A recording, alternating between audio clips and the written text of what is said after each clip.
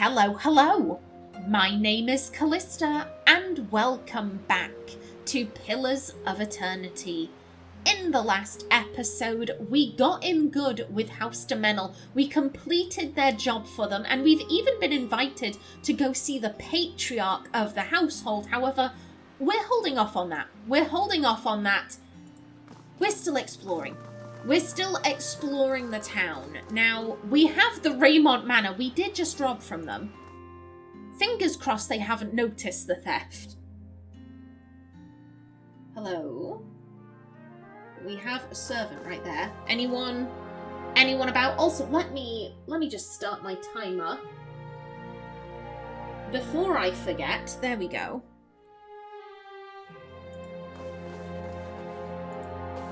Right, no one is stopping us. No one is stopping us.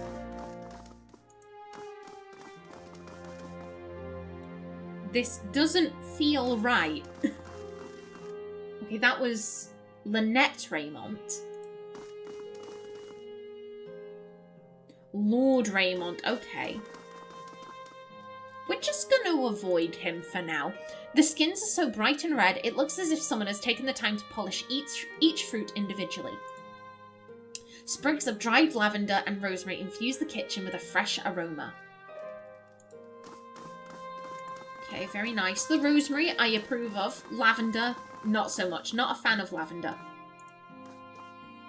Father never reads to me. He's always busy with his own books. Okay. I'm sorry to hear about that. The labels are all perfectly angled outward, boast an array of fine vintages. However, they're coated in dust, and that is something to rob. Can we go upstairs? Oh, okay. The old serving woman regards you with bleary eyes. Begging your pardon, but I'm afraid I'll have to ask you to return downstairs. Visitors aren't permitted on the upper floor. This is where we came in. This is where we came in.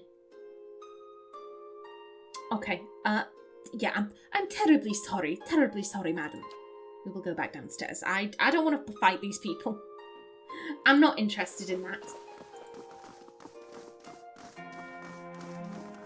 Let's go have a chat with this Lord Raymond. Just to see what he's about. The ledger lists quantities of wheat, copper, and weirwool. A deep crease along the spine suggests the book never closes. Consider it done. Don't mind me. Give me a real challenge. Don't mind me, I'm just unlocking your stuff. Okay. Lord Raymond holds a shipping manifest in his well-manicured hands. Despite his expensive clothes, he has the sallow complexion and restless air of a man who devotes all his days and most of his nights to work. If you have business to discuss, make an appointment with my attendant. I don't have time for unexpected visitors. Tell me about yourself. Yeah, he's like, piss off. He snaps the pages in his hands. I am lord of this house and not prone to idle chatter. If you have no business here, I suggest you be off. He doesn't look up from his papers. Fair play. Fair play, we will leave you be. And just hope that it takes him a while to realise that his jewel has gone missing. And if he does realise, he doesn't think about the weird moon godlike that came to pay him a visit shortly before the theft was discovered. I'm thinking I'm going to go back to First Fires. I'm going to go back to Crucible Keep. I'm going to pick up that quest from, was she called Willa?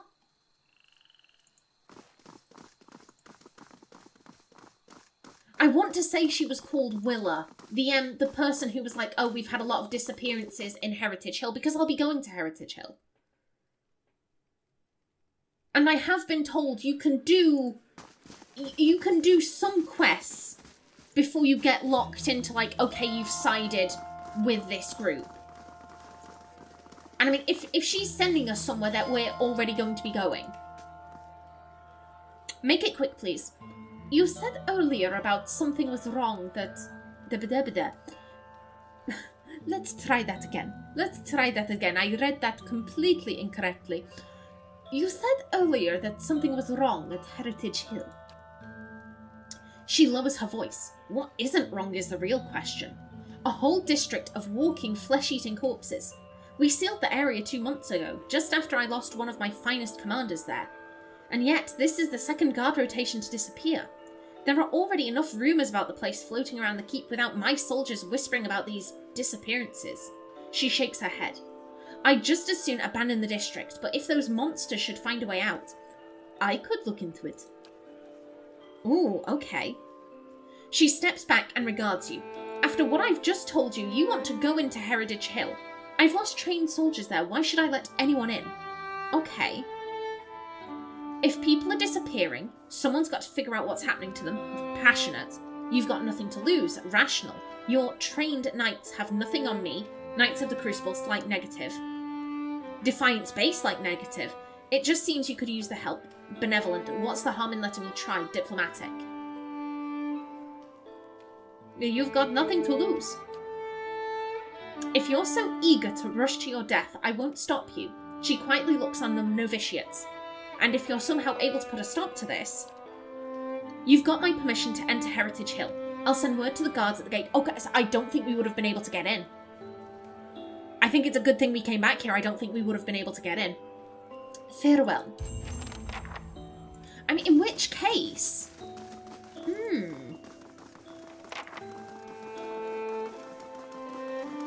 It seems odd to me that they would lock off an area of the city behind siding with a specific faction. I'm wondering if that's not if that doesn't add to like, okay, you've done enough jobs for us. He may have returned a drunk or an invalid. Maybe. But the search for Persock is just as important as what I find. Is that right? And what if you return empty-handed, huh? I never return empty-handed. Oh, get in there, girl. Get in there. You tell Durance to piss off. Yeah, I would assume how this works is that you do enough side quests for one specific group and it's like, you're in the club. I can't see them locking away an area behind like, okay, if you want to enter Heritage Hill, then you need to side with the Crucible Knights. That doesn't make any sense to me. So I'm wondering if maybe this one doesn't count towards the Crucible Knights count. Okay, I'm trying to get to Ondra's gift. How do you get to Ondra's gift?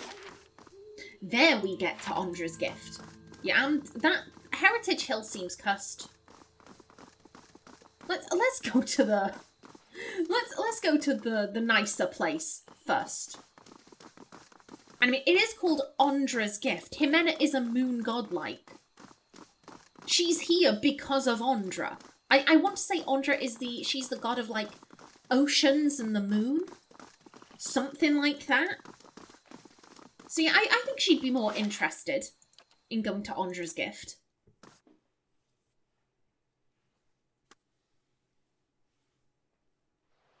Oh, hello. Have you ever chased a skirt wizard? Or do you merely hide behind them? Don't pawn your personal problems off on me. They will use you, cast you off when it suits them. Never speak another word to you. Maybe they just don't answer to fiery whore.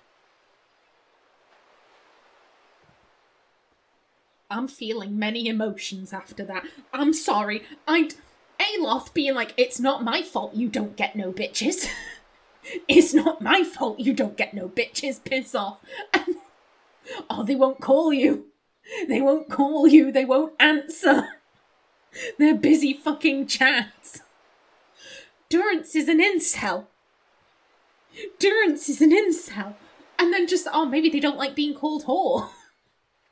Maybe if you just spoke to them and said, hello, miss, instead of eop whore, like, maybe then you would have bitches.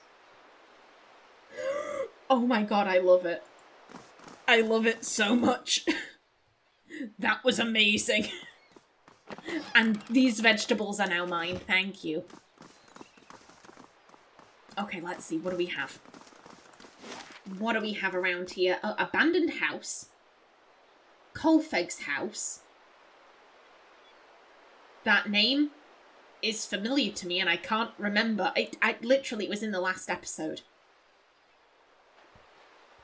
It was in the last episode. Oda's house, Abandoned House, Heritage Hill, The Salty Mast, Valian Trading Company, Ramshackle House, Lighthouse. Okay. Okay. Where was... Oh.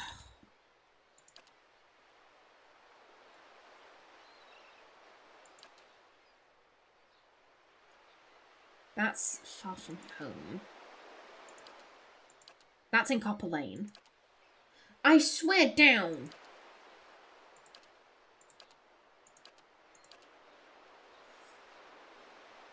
I swear down I saw the name Kolfig in the last episode. Oh, that's going to annoy me. The grimy windows have been papered over from the inside. Well, let's go in. Why not? Oh, hello. Okay, it's a drug den. It's a drug den. There's something you don't see every day. That was profiling on my end. I'm not gonna lie. I'm like, they're addicts. They probably have a secret stash somewhere. I'm sorry. I was proven right, but like I literally just profiled them and was rewarded for it. I'm sorry.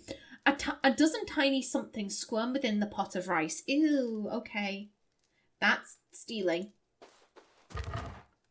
Yoink. What are you doing in here? This is our place. And I would assume, yeah, you have Svef. You have Svef. I'm not taking your Svef. Don't worry about it. I'll leave you be.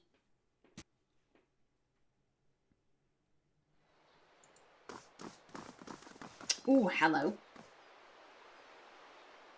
Asuna and Branwyn. Again, these are backers, I think, because of the shiny golden nameplate. Yep. Hello there, my fellow moon godlike. It is very nice to meet you.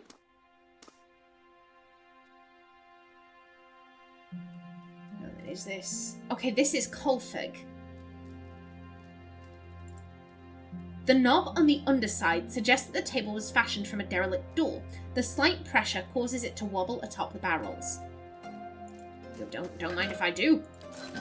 Why do you have all this money just lying about? I'll take a peek. Okay, you don't have a secret stash. A young elven man squints at you in surprise. You can't just barge into somebody's home like this. Who do you think you are? Or who are you? The elf who lives here. Now get out. What now? He looks at you nervously. We will leave. I'm sorry. Yes, I did just barge into your house. I'm sorry. I also stole your mead and your money, but you don't seem to have noticed that.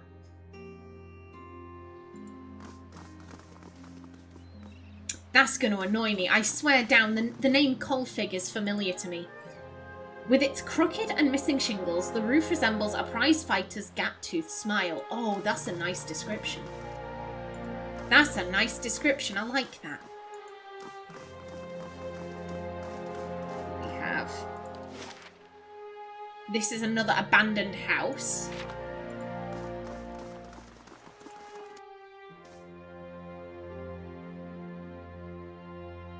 Oh, hello.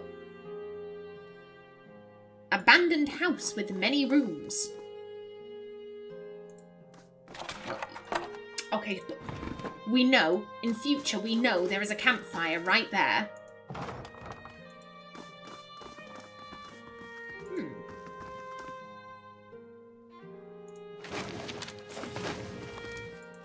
Abandoned house, but there are a lot of weapons here.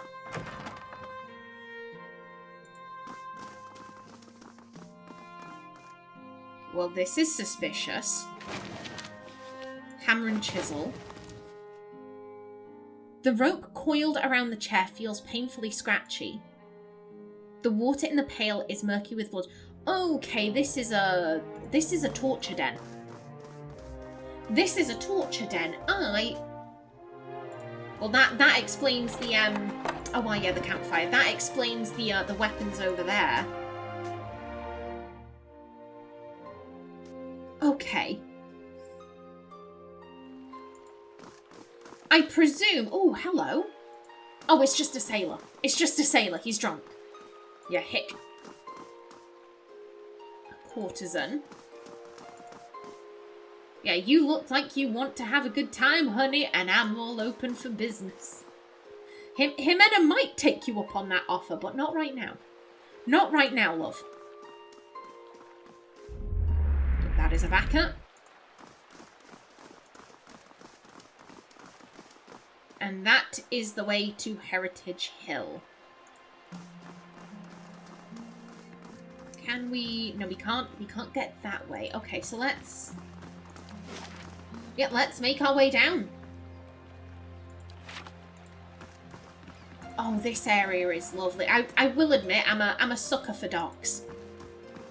I'm a sucker for docks. I can't help myself. Ooh. Another rope and grappling hook to replace the one we lost. Some thugs bragging. Shove off. We've got nothing to talk about. Aye. Fair play.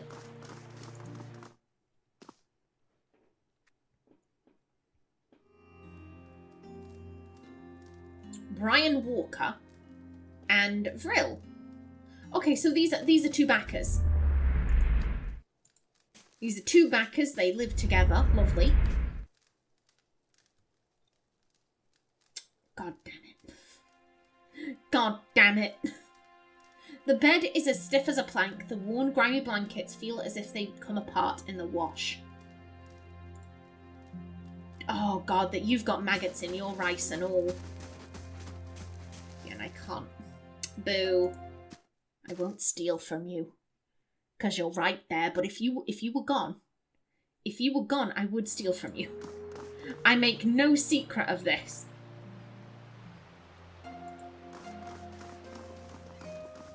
God, this area feels so different. It's so ramshackle. It's lovely. Oh, hello. Pallegina. God's damn that son of a girl. Hello?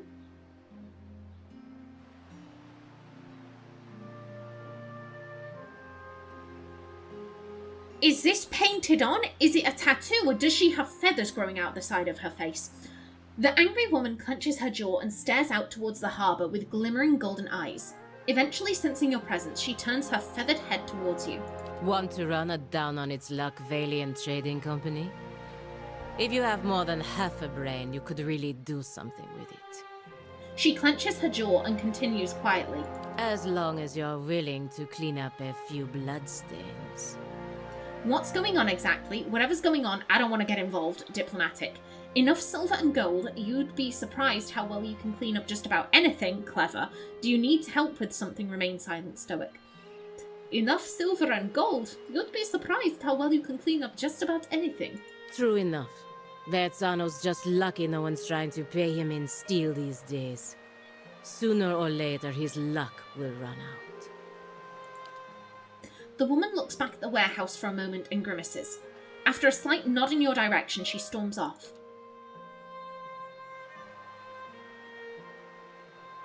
She had a character portrait.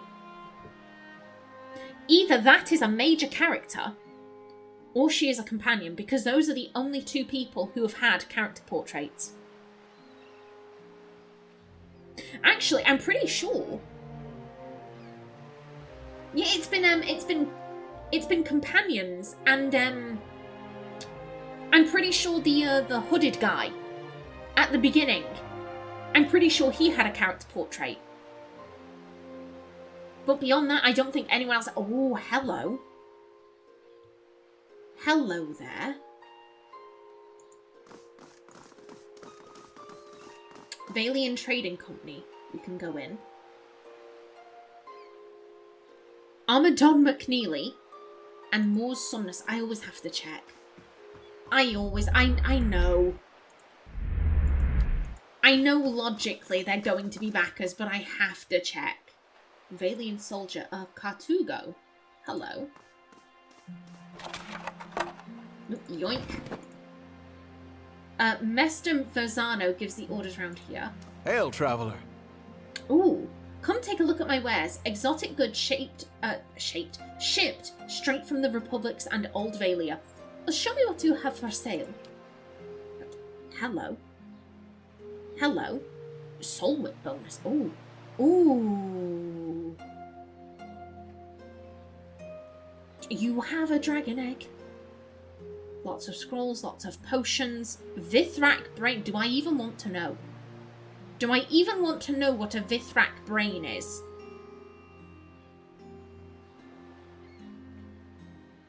He's got a dog. And a cat. You're coming with me. You're coming with me. You're coming home. Ximena has issues. What's Ximena's biggest issue? Apparently she's an animal hoarder. She takes good care of them. They run free in the fresh air. We don't question where they are when they're not out. They're all running behind her. We just never see them. They're off screen. Just this horde of animals running after her. Ooh, okay. Oh, we actually have bank. We have money. +2 resolved.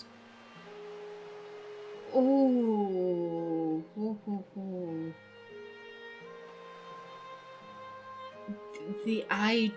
Ow.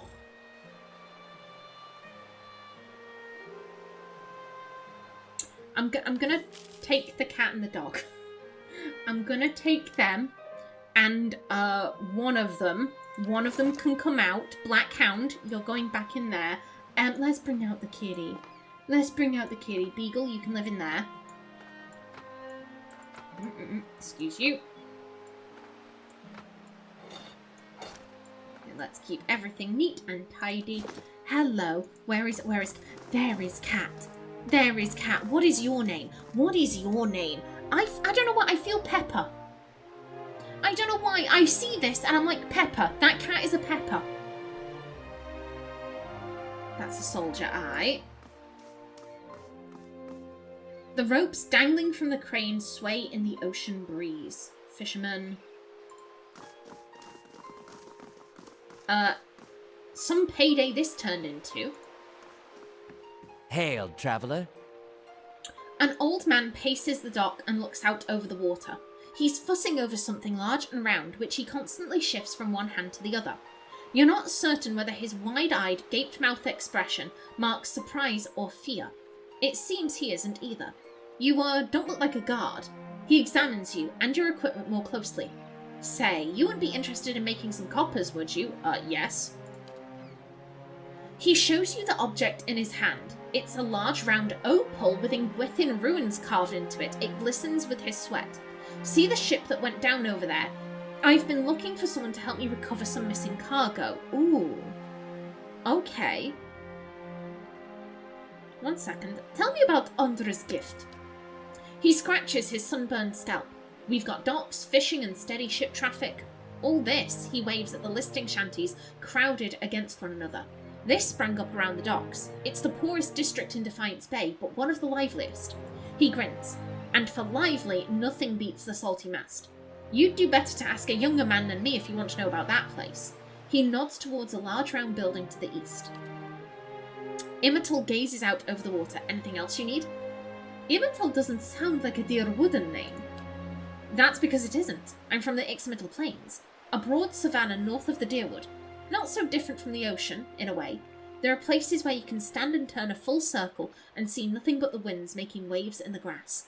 He watches the surf lapping against the wrecked boat. But at moments like this, I wonder what business a plainsman like me had taking to the water.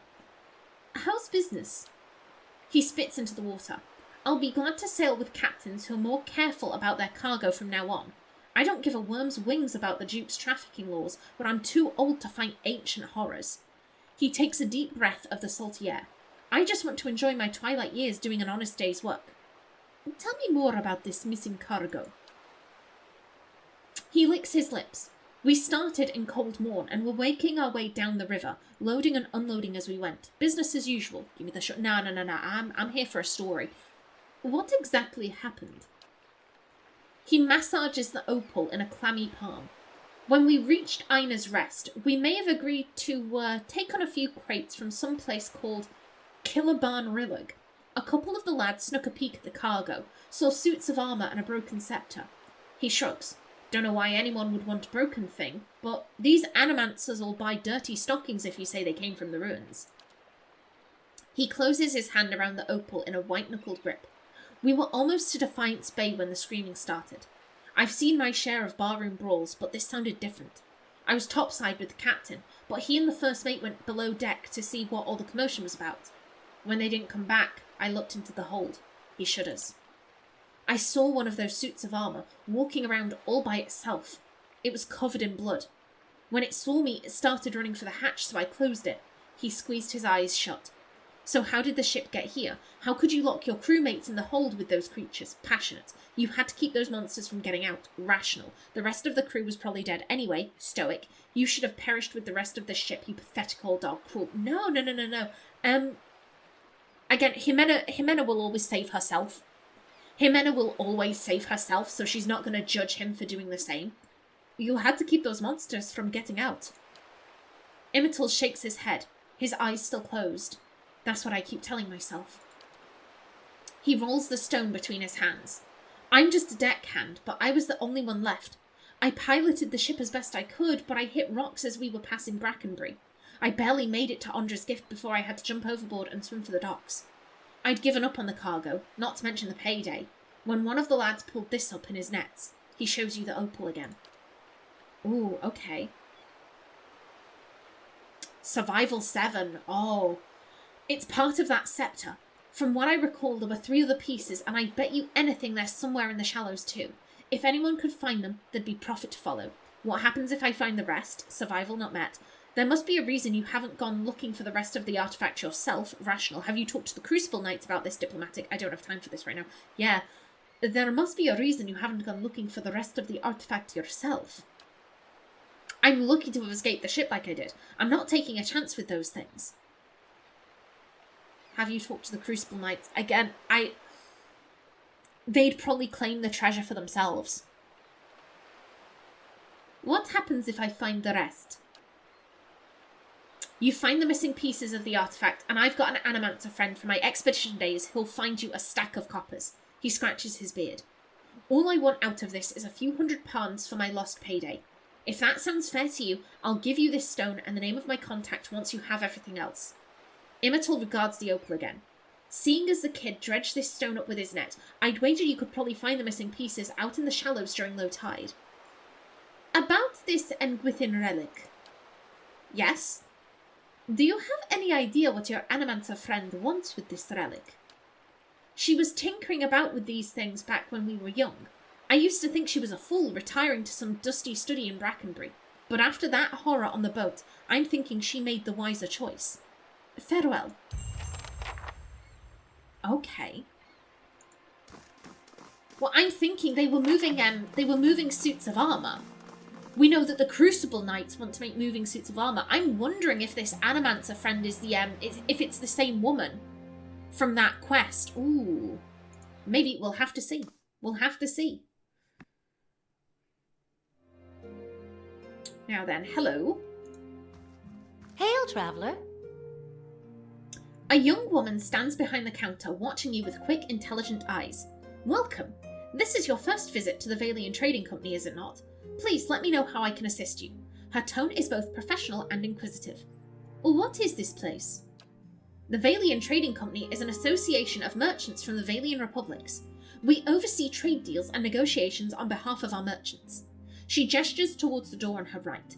This is our warehouse, where we store goods in transit. We have more business to discuss. Who are you? I am the assistant manager of this warehouse. Currently, I help Varzana run things, but I'll take over when he retires. Or when the company boss is back home decides it's time for new management. She rolls her eyes. Farewell. Let's have a look-see. What do we have? Esteemed Master Vezzano, while your ambitions would dignify any son of the Republics, your methods do not.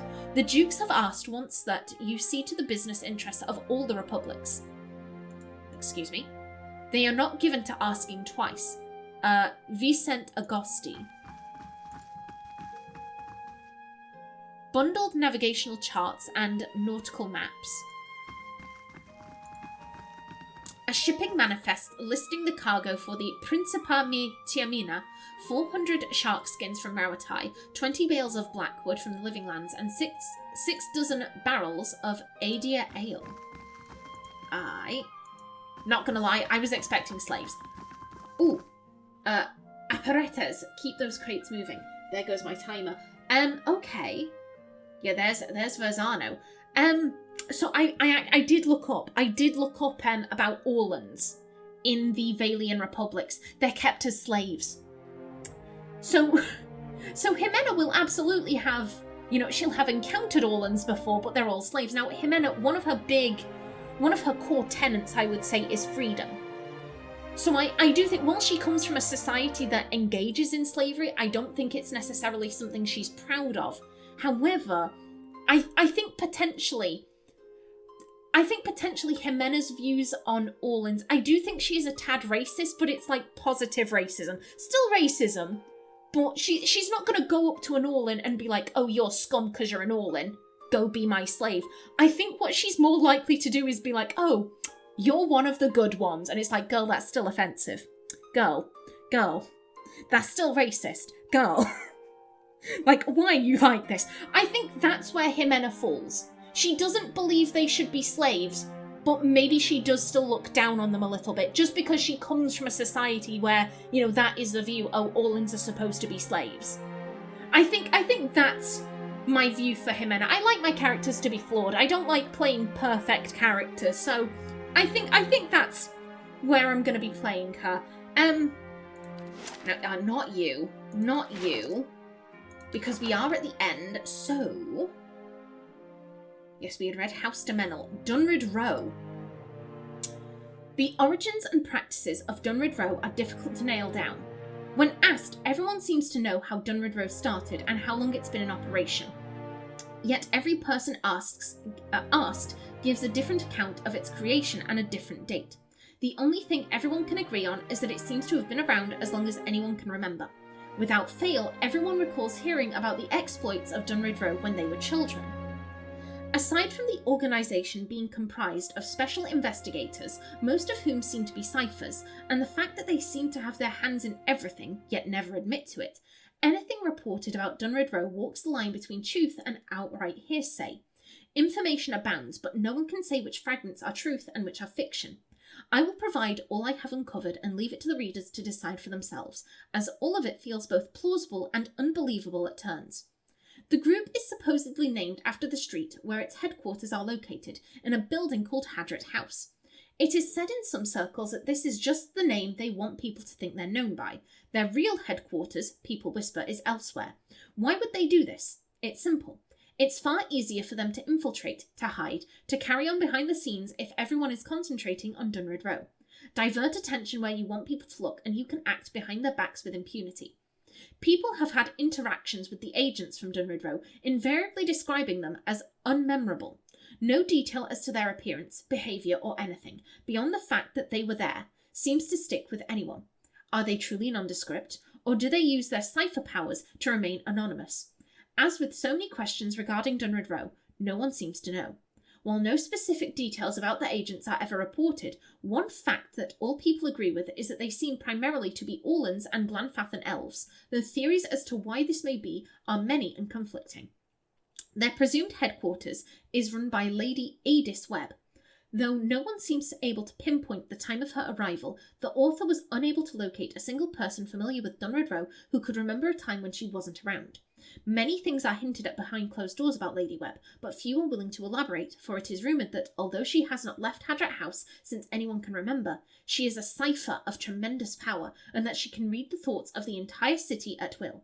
Theories abound regarding her age, her reasons for what would seem to be a lifetime of seclusion, and even of her secret control over all of Defiance Bay, if not Deerwood itself. But as with all of the matters regarding the organisation, no one seems to be able to say anything for sure. Oh, that's interesting. That's interesting. I'm wondering if this Lady Webb, because we tried to go into her rooms and we were told no, she'll call for you. Maybe she's like the head of the sanitarium, and it's not quartermaster, like the head butler at Cadnua. I'm wondering if maybe she's an object, a statue, a throne, a goblet. Like it could be anything. It could be anything. I'm wondering if maybe she's like an object that's been infused with Lady Webb's soul. And that's why everyone's like, oh yeah, she's been running it for years. Everyone's always heard of her, blah, blah, blah, blah, blah. Because maybe she was around when it was first established. Because her soul is in an object, and therefore she's been overseeing it for like centuries or whatever. Like, ooh, that's my current theory. That's my current theory after reading that. Very cool. Very interesting. Alrighty then. I am just about out of time for this episode. In the next one, we will have a chat with this Master Verzano. But until then, please remember to like if you enjoyed, leave a comment below, and if you wanted to subscribe, it would be very much appreciated. A special thanks to my channel members, such as SM2K, Christopher K. Davis, CGG, and Kevin Bicknell. I've been Callista. Thanks for watching, and see you in the next episode.